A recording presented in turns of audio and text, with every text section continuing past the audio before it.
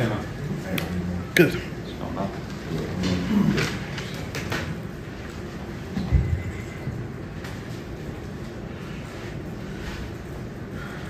Alrighty, thanks everyone for being here today. Like I said after the game, I thought we played well in the second half. We did some really good things. There was a lot of positives, and obviously we have some things we need to clean up. Just want to thank everyone for coming out big. Fans, we had some recruits at the game, and it's just really important for our recruits to see how Spartan Nation supports our team. So appreciate that. Richmond's a really good team, and they've been in the playoffs the last few years. They play a lot of good football, and so we're just working to improve and prepare like crazy for this game. We expect to have a better football team this weekend. So with that, I'll open up for questions.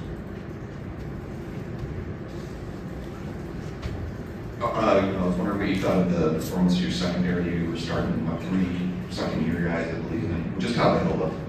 Yeah, like I said, we're young, but we're talented, and the guys are hungry. And I thought they played aggressively, tried to make some plays on the ball, and I thought they tackled well.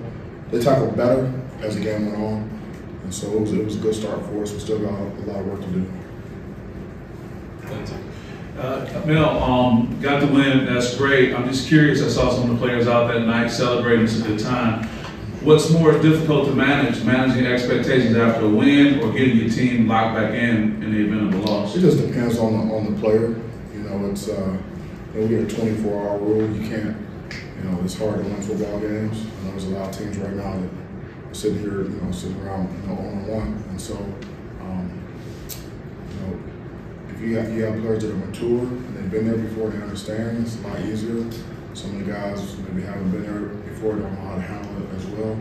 And then, it's a little bit more challenging. But the attitude we had today from the coaches and the players, I didn't see any complacency where everyone was locked in. And so that's not a concern of mine right now. We'll see what happens once we start putting the pads on. It's a little warm out there today, so I'm going to push them hard this week, and we'll see how they react. Thank you. Hey, Mel, you told us in the past about the week 1 to week 2 improvement traditionally. I'm just wondering over your career, like what sort of aspects of a football team lend themselves to more of that? They're more prone to maybe making that jump versus some aspects that's like, hey, this is more of a long-term thing. This is more maybe a short-term thing where we can see there's that week 1. Does that make any sense? No. Okay. no, it makes a lot of sense. I'm just joking. Do I make any sense? We'll see. Let me know what you got. No, so things like tackling, you'll see that typically improves because we hardly ever tackle to the ground. We had 2 scrimmages in fall camp, and that's it. We don't have any preseason games, so live tackling is kind of shaky in the first game usually, and it was for us in the first half, and it got better as the game went on. You see like a lot of drop passes in college football in week 1. That usually improves things like that, communication issues, substitution things, patterns, getting guys on and off the field, getting guys lined up, communication with the crowds, with the volume in the stadium and things like that. And so, those are things that, penalties, obviously, sometimes guys are super aggressive, and get away from technique and things like that. So, assignments, you see a lot cleaner football as you go usually because guys start to settle down and execute and take it from the practice to the game. Sometimes guys that haven't been out there very much, for some reason, when they get in the game, it's different than what we practice. And so, and that's the type of improvement we're looking to see. Gotcha. Thank you.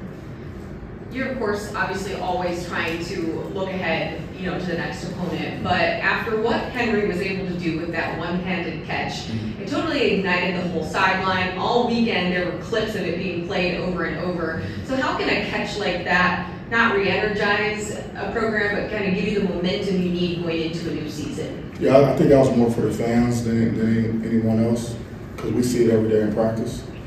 We see Malik making plays, we see Glover making plays, Trey Mosley, Tyrell makes plays all the time. Montori's a playmaker. We have several guys, Burgers, that are excellent receiver out of the backfield. He had a lot of offers out of high school as a receiver, Power 5 offers. He was a 4-star. So, we talked about Carter in preseason camp. So we knew what these guys could do. We see those types of plays often, and it was just more so for everyone else to be able to see it finally. Go ahead. No, with the run game, obviously Carter had a big game. I think you guys were about maybe plus 14 from the average last year. Up front, what did you see that you liked, and what did you see that maybe needs a little bit more? Yeah, I saw our receivers doing a really good job blocking. I saw Gates and Glover digging guys out, and we can always get better and sustain those blocks. Our tight ends, did a solid job for the most part. But some of those plays that were not efficient, the tight ends didn't get the job done. And then inside, just better technique overall, communication, pad level. But I saw guys finishing, playing through the whistle, being aggressive, finishing on top, finishing forward, backs were running hard. Quarterback was getting us in and out of the right plays, and so it was a solid start for us.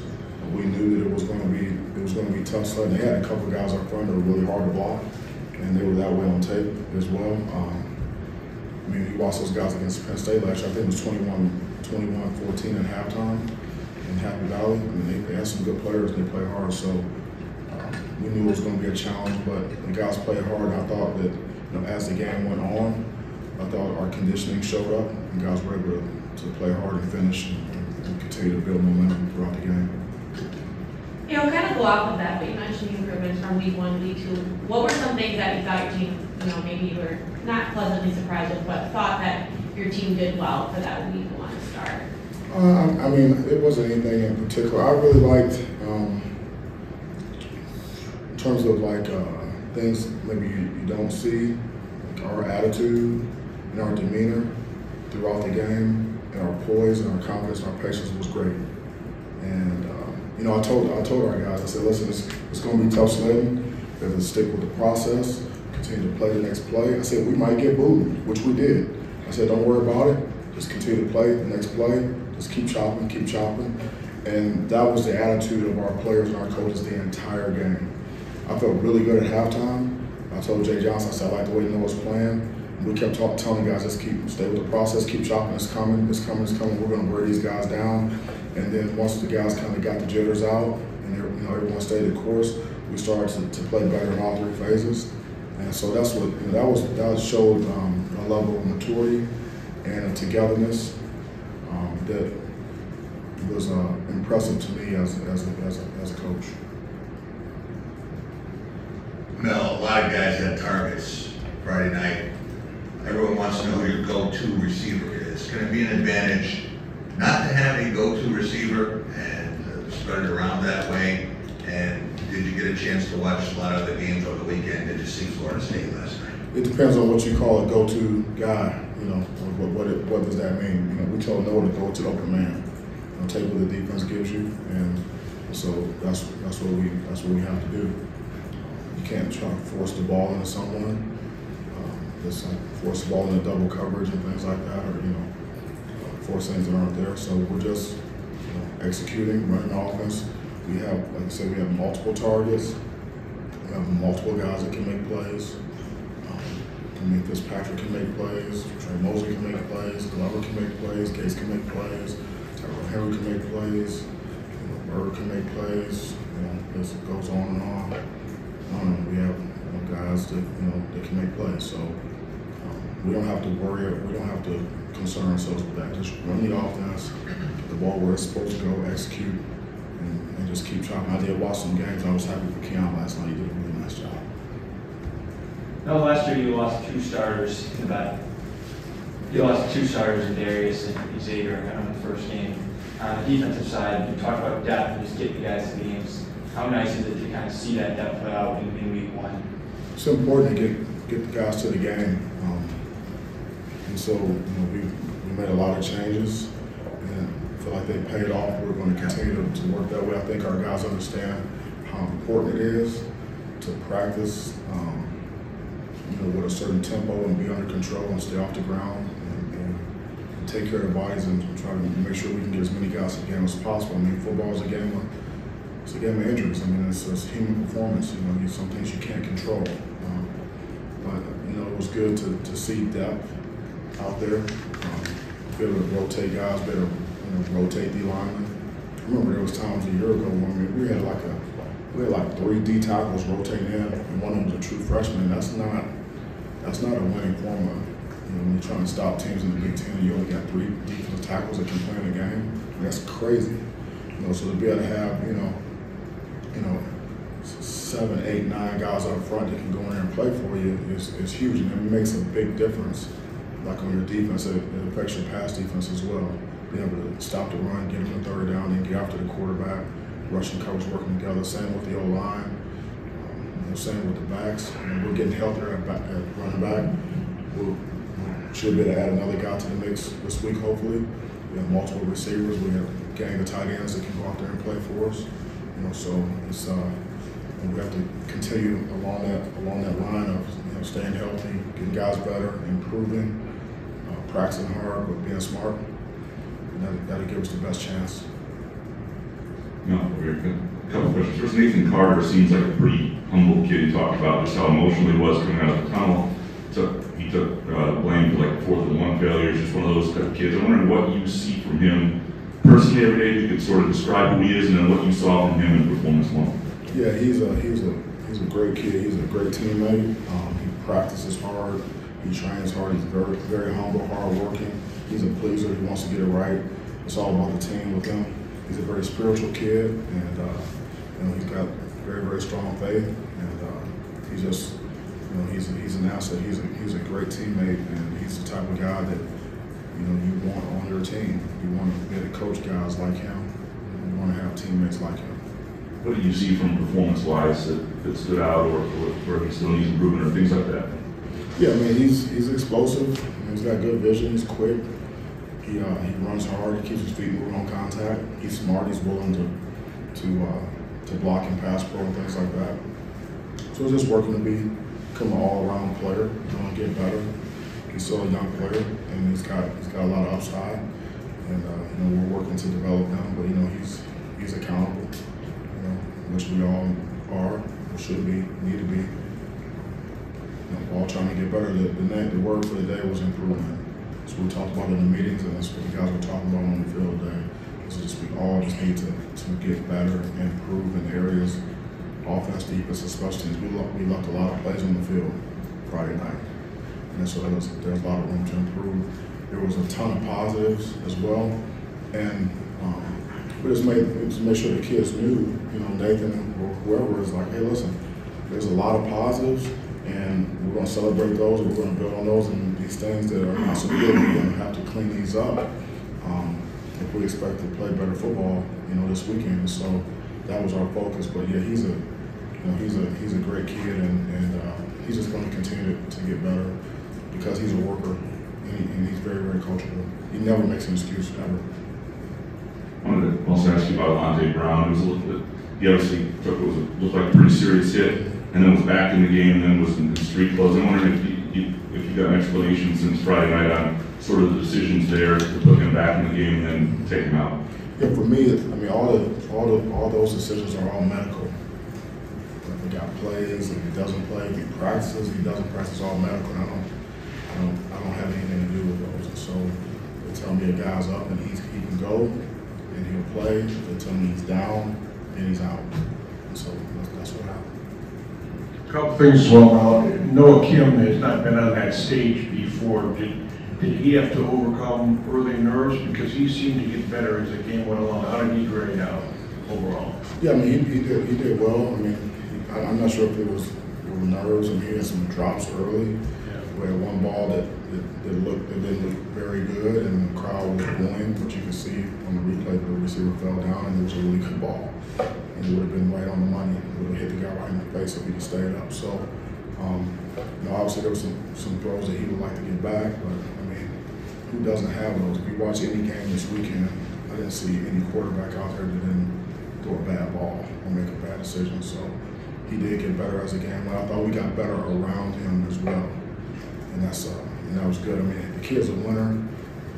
as a starter in high school, and I'm not sure what his record is, but he hasn't lost very many games. Did you have any emotions watching Keon last night? I'm always pulling for him. I mean, I'm very close with him. I recruited him myself. I'm close with he and his family, and so I was really, really excited for him. I was really happy for him. With the game that you had on the defensive side, the quarterback you faced in Emmanuel, just what he was able to do in terms of shiftiness and kind of moving in the pocket and stretching things, how much does that help you for this Richmond team that has a similar quarterback and then the following week with Penix? I mean, it seems like it's got a pretty good progression for the defense. Yeah, I mean, so, you know, quarterbacks that are mobile, you have to do a really good job with your rush. You have to be coordinated. You have to make sure that you have edges. You keep him in the pocket. If he does get out, you got to be able to second contain. You got to have scramble rules in the back end. I thought our guys did a good job with the scramble rules when he was running.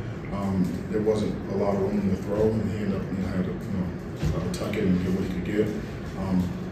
But we want to keep those guys in the pocket and make them throw from the pocket the best we can. If they are on the run, we got to make them pay. We can't let guys run around. The quarterback's going to try to run around with the ball. Everything, we have to. There's got to be a price for that. Real quick, to avoid repetitive questions, anybody you want to say is out for the season, given the new injury reports, and we could skip asking you over. What are you asking me? Anybody that's on that report last week that's out for the season? Anybody that was on the report last week? Or anybody else you'd like to say? I can't answer that at this time. I wish I could, but I can't. I'm sorry. That's fair. So special teams, you breaking in new punters, kickers, Tyrell taking over on punts. Just what you thought of that performance overall? Yeah, overall in special teams, we had it was a net win in terms of yardage for us. We had more proof punts than they had, but we're breaking in a new punter, and we actually got O'Shaughnessy punted as well. And that was good. A new kicker, both our kickers kicked, and that was good. And obviously Hank is back as our long snapper, which we missed him dearly last year, and he was back, and that was huge. And so, and then with Tyrell, obviously as a returner, did a good job, and the guys were doing a good job blocking for him. We left some, and the special teams meeting this morning was loud, extremely loud, because we left some plays on the field, and we didn't finish some blocks, and we blew some assignments, and we had some big plays. We should have had some house calls. We should have some big hits out there. We should have some bigger returns, and those are things we have to get cleaned up. And so, but there's a lot of positives. And then, I know the kicking game, that was like a huge. I got asked that a lot in the off-season about the kicker, punter, and things like that. And so, we're still a work in progress, but we do have some guys that are very capable of getting the job done. Mel, you mentioned booing a couple of times. I'm curious why you thought there might be boos Friday night, and what do you generally think of that at this level? Yeah, I don't know. It seems like very similar to Pro Bowl, and so I don't ever want our players to be surprised. So we try to prepare them from every situation. Like during the week in practice, we meet. We say, hey, this is what you can expect. If this happens, if this happens, you're just going over scenarios. And we were booed last year against Minnesota after the first series. And I said, hey guys, we could get booed tonight. I said, we'll just stick with the process, and keep chopping, and listen to the coaches. And that's what they did. And I was really proud of them for that.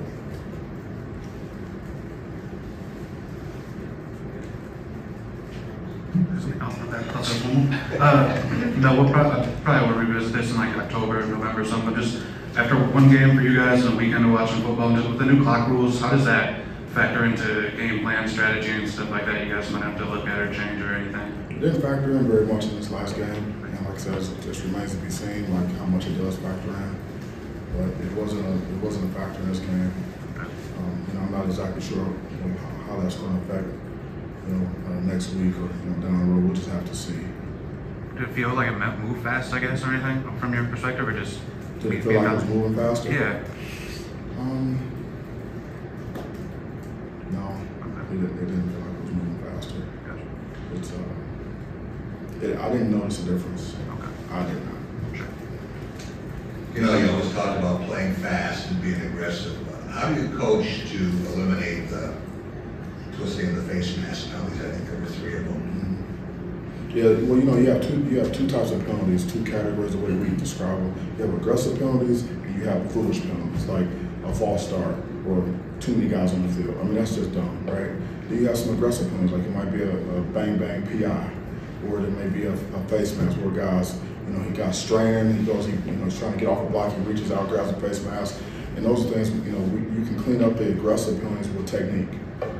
Better technique, how do you get in a better position to begin with so you can make a better tackle so you're not on the guy's face. And so we can clean those up. The foolish penalties, you just can't, it's just unacceptable. So we're not going to be a penalty. We're coaching our players to eliminate foolish penalties. Like there's one penalty, that Harmon got. I didn't see it. I don't know what happened. So we turn that in, and we'll get the interpretation back from the league of what did he do wrong. So we have to coach off of those. Say, hey, this is foolish. This is aggressive. How do we clean this up? We're not trying to coach a team to be penalty free. We just want to eliminate the foolish penalties because we're going to have some aggressive penalties. If guys are playing aggressively, there's going to be some of those. There'll be some holds, there'll be some PIs, there'll be some maybe some things like that we're gonna clean those up, with technique and understanding like how it affects the game.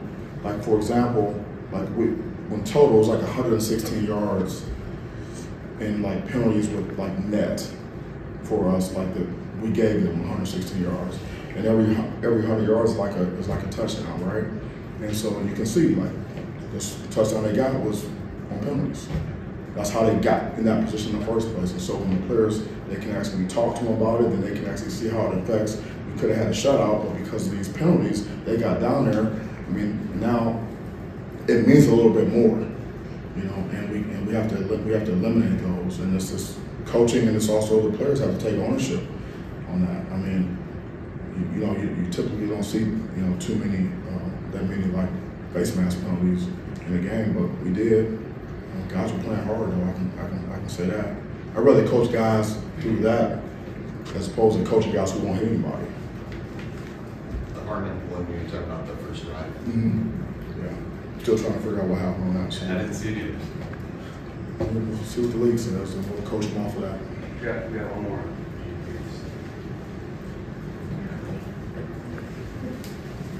Just one more on Alonde Brown. I know he tweeted that he was all good. Do you know, have you checked in with him? Is there an update on how he feels days after? Or are there any steps being taken with him going forward? I don't have any updates for you right now. Maybe later in the week I might have more for you. Do you know if he'll be in any type of protocol or anything like that? Like I said, I don't have any updates yet. Thank you. You're welcome. All right. All right. Thank you so much. Go Green. See you next time.